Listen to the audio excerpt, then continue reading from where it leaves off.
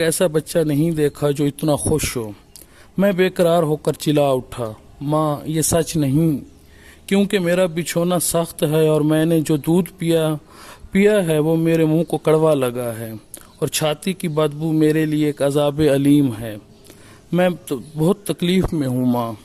लेकिन मेरी बात ना मेरी माँ समझ सकी ना मेरी अन्ना, क्योंकि मैं जिस ज़ुबान में बोल रहा था वो इस दुनिया की ज़ुबान ना थी, बल्कि उस दुनिया की ज़ुबान थी जहाँ से मैं आया था। 21वें दिन हमारे यहाँ एक पादरी आया और उसने मेरी माँ से कहा, तुम्हें खुश होना चाहिए क्योंकि तुम्हारा बेटा पैदाइशी मोमिन है। मुझे हैरत हुई और मैंने पादरी से कहा, फिर तुम्हारी मतूफ़ी वालदा को अफसोस होना चाहिए क्योंकि तुम एक पैदाइशी मोमिन ना थे। लेकिन पादरी भी मेरी ज़ुबान ना समझ सका।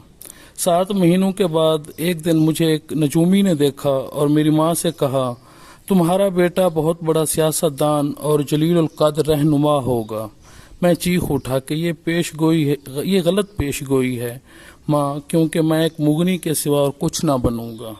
लेकिन इस उम्र में भी मेरी ज़ुबान किसी को समझ में ना आई और मुझे सख्त हैरत हुई। और अब मेरी उम्र 33 साल की है और मेरी माँ, मेरी अन्ना और पादरी सब मर चुके हैं। लेकिन वो नजूमी अभी तक जिंदा है और कल मुझे माबद के दरवाजे के करीब मिला।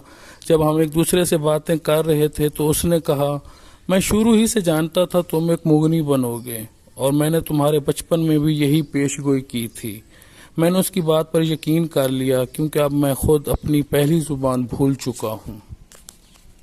इंसान जब पैदा होता है तो वो मासूम और फितरत से हम आहंग होता है और फितरत की ज़ुबान समझना ऐसे इंसानों के बस में नहीं होता जो ज़िंदगी के सफ़र में अपनी मासूमियत खो चुके होते हैं।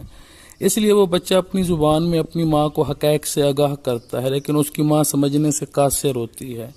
जबकि कल को जब वो बच्चा खुद बड़ा होता है और उसके सामने झूठ दोहराया जाता है तो वो खुद भी भूल चुका होता है कि ये झूठ है।